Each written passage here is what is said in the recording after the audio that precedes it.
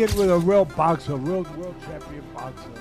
That the only other time he was in for the fans to get mad with that was against Fury's, Tommy Fury, but it wasn't that level, obviously. And all the size things you just rightfully pointed out. But he would have been in there with, I mean, it seemed crazy. Gervonta Tank Davis has left fans stunned with his jaw-dropping new physique ahead of his highly anticipated showdown against Jake Paul. Known for his compact build and devastating knockout power, Tank has transformed himself into a bulked-up, muscular force. Training footage reveals a thicker, more powerful version of Davis, sparking major buzz throughout the boxing world. Many believe he's adding size intentionally to counter Jake Paul's natural weight and strength advantage, a move that shows he's preparing to meet Paul's power head-on rather than relying solely on speed. So much about him fighting someone like somebody your size. His next opponent is by far the most credentialed guy ever fought actively in his prime. There's one problem.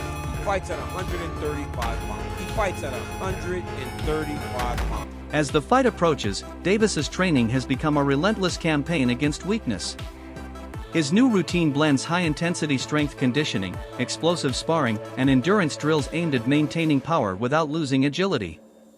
Reports suggest he's incorporated heavy compound lifts and resistance work to build a stronger core and upper body mass while keeping his trademark footwork sharp.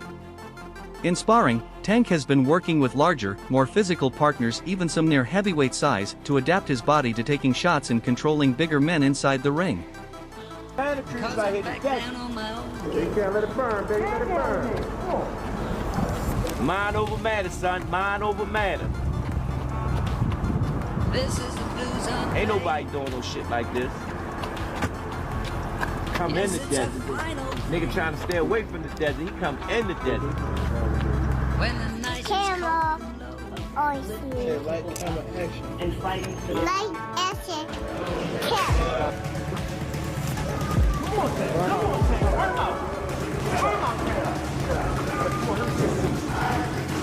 Dig down in there, dig down in there.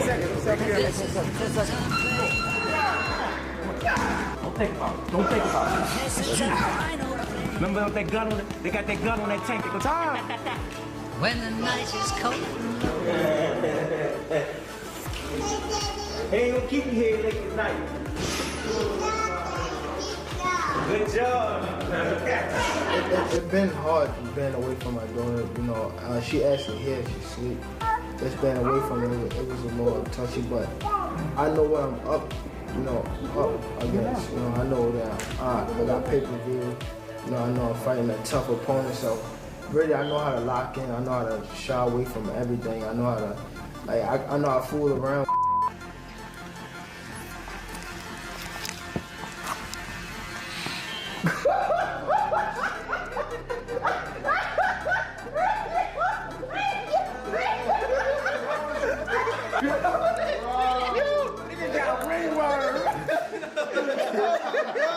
I said 10,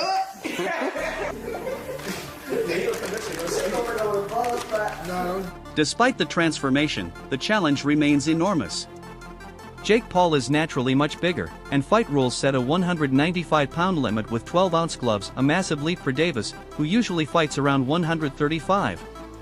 Critics argue that gaining too much bulk could compromise Tank's greatest strengths, his speed, explosiveness, and reflexes. The concern is that chasing size to match Paul's power may cost Davis the very attributes that make him elite. Tank Davis fight got moved to Miami. I think Jake wins. Jake's just so big, dude. I think Jake wins. This is different because it's similar. It's similar to Logan versus Mayweather, but Jake Paul now obviously is way more advanced than where Logan was at that moment in time. I mean, it's fucking sick. I mean, yeah, no, but dude, Did Jake. you ever watch his highlights? Jake can crack, man. He's so sick. I love that guy, bro. Tank is not the guy that knows how to sell a fight. Tank cannot sell a fight in his own division. You have the Paul brothers and they come over to boxing. Their idea from day one is we don't have the skills or the experience. What we're gonna do is we'll take on the absolute best guys, but they're gonna spot us some pounds. Tank Tank has one job to do, that it doesn't make any difference, that boxing is a real sport. My skills versus your skill, of which I am an abundance of and of which you have none of. Tank is telling anybody that will listen that there's a size problem. My skills and my experience in boxing, I do not have to wonder who's in the bar tonight. Any bar I go to, I rule the bar. Well, no, it turns out that you don't. Just need some big guy to corner you, apparently. Boxing has never stood its ground. Boxing has never been able to explain why Floyd needed a half hour to get rid of a guy who's never boxed before. Tank Davis has already began this. When you choose a dum-dum, don't be surprised when he goes out and acts like a dum. UFC President Dana White didn't hold back when giving his take. He said few people are truly excited about the matchup but admitted it could still be good business for Tank. Davis has faced negative headlines and a dip in career momentum, so a high-paying bout with Paul might help him rebuild his spotlight and bank account. White believes Paul's size, reach, and physicality could overwhelm Tank, especially in clinches and inside exchanges. While acknowledging Davis's superior boxing skills, White called the fight less of a boxing contest and more of a test of whether Tank can endure Paul's raw physical dominance. Jake Paul to beat Gervonta Davis. This is not a fight that I'm excited for at all. I would rather have Gervonta Davis fighting in a real boxing match against the likes of Lamont Roach, Shakur Stevenson, Keyshawn Davis, Emmanuel Navarrete, anybody that is in the 135-pound division and around. That's where I want to see Gervonta Davis fight. However, we live in a world where everybody is trying to do things as big as possible. And the biggest fights possible right now, unfortunately for the sport of boxing, is an exhibition fight between Jake Paul and Gervonta Davis. So, I do like it for this reason though. I like it because it is allowing Gervonta Davis to have a fight that is going to be big and that the mainstream media is going to have to cover, the mainstream media outside the world of boxing. Gervonta Davis has been, without a doubt, blocked, having venues blocked, having fighters, having other promoters paying fighters away to go different directions from Gervonta Davis. So Gervonta Davis was in a bit of a hole. And he gets an opportunity to fight Jake Paul for $200 million or whatever. I don't mind it at all. As long as Gervonta Davis comes back to the world of boxing after he gets done with this, hey man, you got your money, no worries. But you gotta love Dana White having the audacity to pick Jake Paul in this fight and says something to the effect that, hey, he was talking to Logan Paul and said, hey, when you were fighting Floyd, you know, there was this, you're a gigantic guy, big size difference. There was a time when Floyd Mayweather Jr. hit, had an overhand right that... Bare-knuckle fighter and former UFC star Mike Perry also fired shots at Davis, accusing him of chasing money instead of legacy. Perry labeled the fight a cash grab, questioning whether Tank still has the hunger that once made him a champion. He suggested that Jake Paul's drive and work ethic might actually surpass Davis's at this stage, comments that quickly divided fans and reignited the debate about Tank's current motivation and mindset. He's big, Tank has a lot of skill, but I don't think he's the same Tank that we saw the most incredible knockouts. We saw him, Lamont Roach performed great. They went to draw and, I just don't know. And Tank walked away. I don't know if he loves it enough to beat a guy who outweighs him by 80. During the recent face-off, fans noticed something rare, a visibly uneasy Gervonta Davis. Observers pointed out his tense posture, limited eye contact, and tight composure as signs that the massive size gap might be affecting him mentally. Standing across from the towering Jake Paul, Tank looked aware of the physical mountain ahead. Some saw calm focus, others saw hesitation. Either way, the face-off made one thing clear: Davis knows he's entering unfamiliar territory. Comfortable facing off. He just did. I've seen other face-off this Tank done. He gets their face and they're intense and he looks good. He looked very meager up there. You've had 8 fights and you're gonna go tangle with Tank Davis. And the story instantly comes out. Jake is so much bigger. There is such a compliment to Jake within that insult. It is meant to be an insult. It is meant to take away from a potentially glorious moment for Jake. But where the compliment comes is it means the public believes he's gonna win. That's what... Veteran boxing analyst Teddy Atlas reacted with trademark humor, joking that Tank might need a ladder just to reach Jake's chin. But behind the joke, Atlas made a serious point: the size disparity is beyond reasonable. He compared it to Canelo Alvarez moving up to fight Terence Crawford, except even that wouldn't be as extreme as Tank versus Paul. Atlas warned that Davis's lack of reach and natural mass turns the matchup into more spectacle than sport. They should also have like the size of the ring, the size of the glove, all that stuff. Particulars should be in the contract, but I would probably look for one thing that is not the common thing to have in a contract if I'm Tank. A ladder. A ladder. Can I get a ladder? Somebody? You know what I mean? Hey, look, all kidding, if he hits him on the chin the way he can punch, Jake might be doing a dance. You know what I mean? Not voluntarily either. But we'll get into that more later. The thing that I'm talking about right here is what you said. It was stark. The size difference was really, you couldn't ignore it. We understand the talent difference, the experience difference. We understand all of that. But the size, the pure, and we understand small guys can beat big guys. We just saw Crawford do it to Canelo, but you know, a little different. The size difference was, I mean, it was eye-catching, jaw-dropping, and it made me think. And I'm gonna ask Richie, our man here who's doing all the taping, who does such a marvelous job. I'm gonna ask him because I know he's an expert in this area. But it reminded me of one of the Rocky movies where they had the face, where they did the wrestling thing with Rocky and Hulk Hogan, AKA Thunderlips. He was Thunderlips back there. And I thought I had it right, and it was confirmed to me. It's Rocky. Shakur Stevenson shared similar frustration, calling the rumored fight a terrible look for boxing. The undefeated champion said it's not a real competition but a business stunt disguised as one. Stevenson argued that the massive size difference strips the bout of sporting credibility and reduces it to pure entertainment, another money over merit matchup. What do you think of that? I think that's terrible. Why?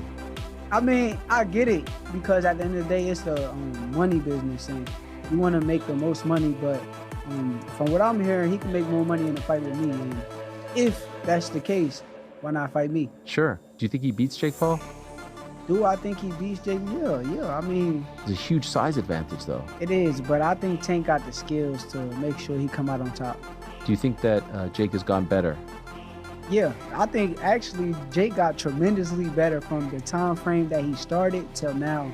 And in the right situation, I also could see him become a world champion. Really? Leonard Ellerby, Davis's longtime associate, revealed that Tank has recently faced several personal challenges, which made him reluctant to take on high-stress fights. According to Ellerby, Davis wasn't in the right mindset to chase greatness or controversy and instead focused on balancing his private life. His decision to step away from trainer Freddie Roach was part of that effort to remove pressure and regain control of his path. He said, to tell you the truth, Gervonta Davis couldn't get up for Lamont Roach. And what does that mean? It means that he could not get inspired, that he was not motivated to fight Lamont Roach, that his mind was not in a place where it was like, yeah, okay, let's get it, and he was going to war with Lamont Roach. He was going through the motions with Lamont Roach during the training camp and could never really get himself motivated to really give the best of himself against Lamont Roach, and that probably affected him during training and during the fight. And that is something that can happen, especially if you really look back on what happened with the Lamont Roach fight and all of the ups and downs about that fight being made. Because first, if you recall, he wasn't supposed to be fighting Lamont Roach. The person he was supposed to be fighting was Vasily Lomachenko. You know, the guy that everybody says that he doesn't want to fight, that he didn't want to fight. Gervonta Davis was up and prepared to fight Vasily Lomachenko. Jake Paul's rise in boxing has always been driven more by marketing than merit. Rather than chasing titles, he carefully selects opponents who generate viral attention, from aging MMA fighters to undersized boxers like Davis. The matchup's appeal lies in its drama, Jake's height, reach, and heavyweight frame against Tank's smaller, explosive build. For Paul, it's another opportunity to blur the line between combat sport and spectacle and to dominate headlines, regardless of authenticity. This is actually happening. What the f is going on? I guess Tank is going broke because that's the only justifiable reason you ruin your legacy against a guy like Jake Paul. And yes, I do think Jake Paul is going to win. Tank Davis is a much better boxer and has crazy power, but he's 5'5", 130. That power is not going to carry over against someone who is 6'1", 210. And it's not like Jake is bad. Yes, his fights are boring. He says he's going to step in the ring and sleep his opponents, but the only people who end up sleeping are the audience.